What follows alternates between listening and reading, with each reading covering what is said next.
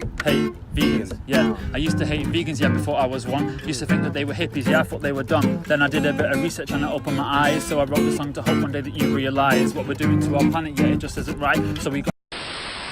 So what are these? The sausages or the vegan ones? What These are are the vegan ones. Yeah. Vegan ones? So you Yeah. can barely tell the difference. I can tell. I mean, they stink, right, No, for one. they're delicious. Right? They're delicious, actually. Because they've got the same seasoning. Ooh, God. I like them. They've got nice crisp pastry. Yeah. The vegetarian sausage is nicely flavoured. That's a good look, Piers. Oh, my God. I would eat Why would that. anyone eat this?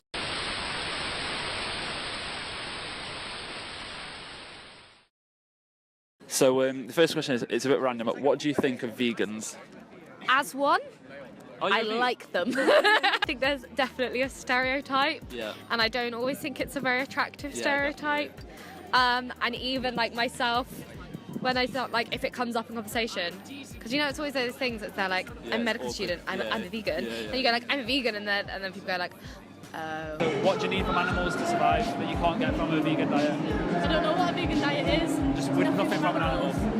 Food, burgers. If people want to do this, get on with it quietly, do whatever you want to do. Time of the caveman, for God's sake, it's nature. Do you understand what happens in jungles? We've developed, we've grown canine teeth. Where? Canine Show me teeth. yours. Seriously, vegans, vegetarians, go and get your own sweets. What do you mean it's not a thing? People eat meat just stupid. Not eat meat, that's just stupid. It's not a real thing. So the vegan movement has exploded. When I first went vegan 6.5 years ago, 7 years ago, there was just, I didn't really know anyone, and nobody was talking about it. It wasn't on the news, it wasn't in the media at all. And as my friend Kerry MacArthur says, the only thing on the internet was like a cry for help more than anything else. Now it's everywhere. You know, every restaurant's got a vegan menu. Every chain is doing vegan food. All the supermarkets have got vegan sections. There are thousands of vegan products and plant-based products kind of like appearing everywhere. So back in 2015, Plant-Based News started as a YouTube channel, and my good friend Klaus Mitchell, he's the one who came up with the idea of Plant-Based News as a kind of entity, as a news platform. But it was just a YouTube channel to begin with. Hi everyone, Robbie here from Plant-Based News. We're super excited to introduce you to Alison Argo. Alison is the director of The Last Pig, which is a brilliant film that came out recently. And it kind of what it did was it brought together lots of people from all over the world who would read the news and kind of tell the story of new products or laws or animal rights or all kinds of different things. I want people to come to Plant-Based News and see Plant-Based News as an authority on these topics, so that they feel secure in their decisions, so that they feel sure about what they're doing when it comes to what they eat, where they buy, where they shop, and what they feed their children. And when people have that certainty and that security, then they'll keep making those positive and ethical choices. So the media loves to portray vegans as villains or the enemies in our society. Isn't that such a backwards way of thinking? You know, we're people who want to see a kinder, more compassionate world, yet we are being told that we're militant, that we're kind of aggressive, that we're forcing our beliefs down the throats of other people. But our whole entire lives and our whole focus is to kind of be more compassionate and be more kind. Now, people like Piers Morgan, he is a clown, he's kind of like a puppet to the media of that sort, because he wants to focus on controversy. He wants to get people talking about vegans. He's been talking about vegans non-stop for the last like 12 weeks. He's always bringing it up on his morning show because he enjoys that controversy. I think he's pretty harmless, but at the same time, his rhetoric is damaging because it's always trying to create fear around what we're doing, when what we're doing is actually very positive. What I have a real problem with is radical vegans storming into supermarkets like these three did with their mates, right? Terrorising old people doing their shopping for Christmas, right? You say that people who are on vegan diets are malnourished, and people who are malnourished are more likely to commit crimes. The myth is that vegans are really weak and shriveled and haven't got decent bodies. No, they're pale and ill. I'm trying to demonstrate that it's a load of rubbish. It's quite the opposite. I'm sports ambassador for Veganuary. I was last year as well, which at 62 years of age is quite, it's quite a compliment. I go to events and do demonstrations of physical fitness, physical strength, balance skills, which at 60, well, I keep on going on about my age, getting really old. At this sort of age, nobody's doing this, nobody's doing it. I grew up vegan, eating plant-based foods, and because of that, I did feel different from everybody else, but I wasn't particularly bothered, because I was at primary school. Everyone went into the hall and ate lunch, which made me sick, just even to smell it. I went into the cloakroom and ate my fruit and veg or whatever that my mother put in a little box for me. So I've always been up here, even as a child, I've been different. I was 50 years of age before I met my first other vegan. I was 50, 2006. And I was beginning to think I was on the wrong planet. And then, come about 2010, 2012, on Facebook, social media, suddenly you're seeing groups, vegan groups, 120, 130,000 people. And I think, whoa, this is getting really good. I'm not different after all. Our reach on our website is incredible. We went in the beginning of our first month, we were reaching about 3,000 people a month, and now we're pushing 1.2 million unique visitors a month. Every quarter we pull in about 9.5 million page impressions. And I started to eat vegan. Oh, you're a vegan now. So with regards to celebrities, people ask us this question all the time, because a lot of people say, oh, but why celebrities? It's a very vacuous and what's the word, kind of superficial world.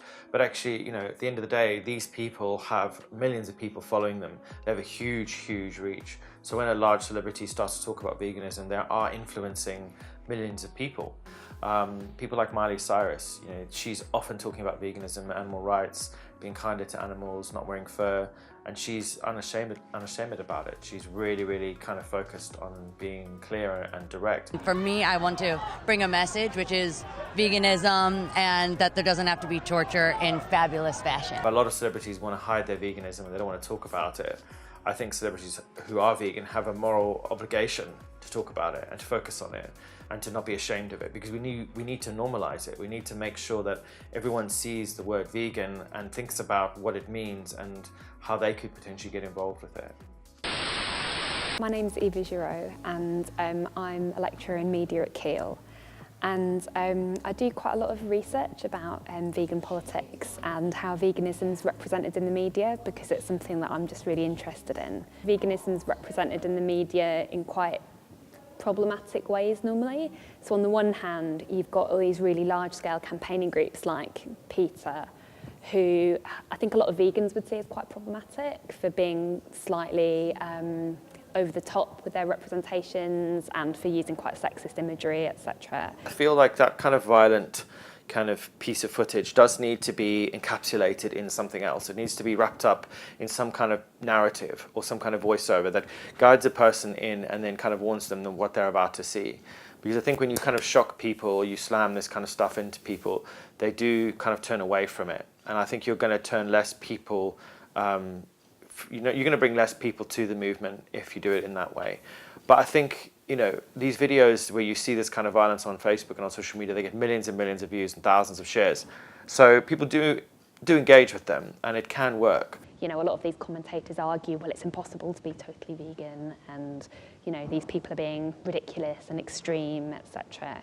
There've obviously been high-profile figures such as Piers Morgan, being very critical about Greggs having this kind of vegan sausage roll and seeing it as really excessive, and a company changing itself for this kind of moralistic group of people, and getting very angry about that. They do these gotcha moments where they think that they've caught you out in your hypocrisy. So sometimes it's been quite jokey. Like I can remember when I was a student being at a party and people coming up with all these scenarios, like, would you still be vegan if this? And it was stuff like, oh, if a cat in your neighbourhood died of natural causes, would it still be vegan to wear it as a hat? And things like that were obviously kind of silly. But then you get much more kind of serious equivalents of that, where people genuinely want to argue with you about it. And I think it's got it comes from a perception where people think that you're judging them. And I really rarely would talk to people kind of openly, and I certainly would never comment on anyone's eating choices because I think it's really self-defeating. But people always will comment to me about mine and will always kind of have something to say about it. I've begun to realise that some vegans are becoming sort of radical fundamentalists when it comes to veganism, which I find increasingly irritating. But putting that to one side, I'm one of those people that, you know, sort of I'll listen to any argument, but the more militant you are, the more I'll back away from you. So, you know, if you make me that angry, if you frighten me that much, I will eat a sausage. A lot of people say that, like, when you first go vegan, it's like it's like waking up from a nightmare because you realise how messed up the world is, and everyone else is just so blind to it. So I was about 18, 19. It was my first year of university. So the first half I was like completely like non-vegan, and then throughout the second half of my first year, that's when I started to make the change. My dad was diagnosed with colon cancer, and I was like, shit, like maybe like reevaluate like my health, because I thought we were all a healthy family. And we've always eaten like homemade meals, lots of vegetables, lots of fruit, and I thought that having like meat like every day was healthy.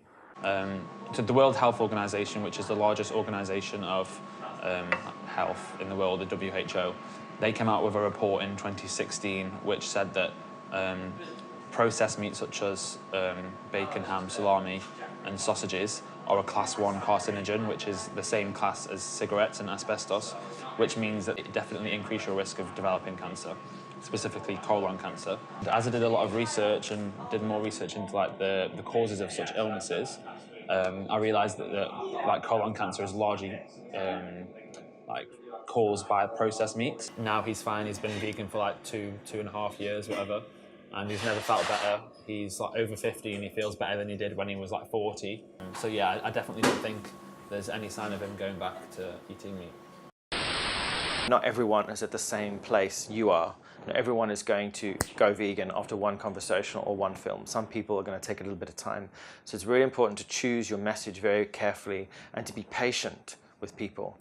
So anybody who actually makes an effort, who's aware, once you get the awareness, it's like a little seed that you're planting in somebody's head, and it will grow. My own dad, who I never, for a million years, never thought that he would ever go vegan. He's 60, he's really set in his ways. He did veganuary last year and ended up being vegan. And I was like, what the hell? Trump got into power, Brexit happened, my dad went vegan. I was completely blown away by it. You know, and if my dad can go vegan, anyone can do it. Clearly, some people will try it because it's fashionable, won't stay vegan. But I think it's sort of slowly moving towards the mainstream, and particularly with things like climate change, I think that's been a big driver for encouraging people to sort of give up or at least cut down on the consumption of animal products. What I wouldn't want to happen is for it to just be seen as a fashion choice and for it to kind of lose its connection with other political kind of issues. I would definitely say there's a stereotype that vegans are like pushy, loud, outspoken, and like to say like when they meet someone new, like, hi, I'm vegan. But that's definitely not the case. I've actually found that when I meet someone new, if there's a friend that knows I'm vegan already, they would like to just like say and like take the mick like, oh, he's vegan, which is like sometimes inappropriate, sometimes it's a joke, whatever. But I definitely wouldn't say that it's like, obviously it's a big part of my life and how I view the world, but I only like to speak about it when it's necessary and when it's appropriate. And it is a big part of my identity. It's my entire life. Like, I work as a professional vegan. That's what I do. I teach people how to be vegan, or I encourage people to be more vegan. That's really my whole kind of MO, really. But that's not for everyone. Like, not everyone's going to base their whole lives around the movement. My job is the movement. My job is to try and encourage more people to join the conversation. I'm vegan, but I'm also Buddhist as well, you know, but I don't let those things define me completely. Everyone's on their own journey, we're all human, and some people don't see things the same way that you do, and some people don't. Some people take longer to see something than you might do. I could pick on anybody and say, well, you're different because you do this and nobody else does that, or you think like that. I don't mind being different. We're all different. It's not a big deal. It's being different as a vegan is not a big deal at all. Literally last week, even someone said to me, "Oh, you don't look like a vegan." It's like, well, what the hell does a vegan look like? Like, I'm a human and I have a vegan diet. I used to hate vegans, yeah. I used to hate vegans, yeah, before I was one. Used to think that they were hippies, yeah, I thought they were dumb. Then I did a bit of research and it opened my eyes. So I wrote the song to hope one day that you realise what we're doing to our planet, yeah, it just isn't right. So we gotta come together, gotta put up a fight. I used to hate vegans, yeah. There's children going hungry while we fatten up cows. Watch everything's conspiracy, go on, have a browse. They say that we need meat for iron, protein and that, but the things are in plants, minus the saturated fat. We need dairy for calcium, it's all just a lie. That shit only exists because of demand and supply. They forcibly impregnate cows, but you can watch a tape if it wasn't to a woman.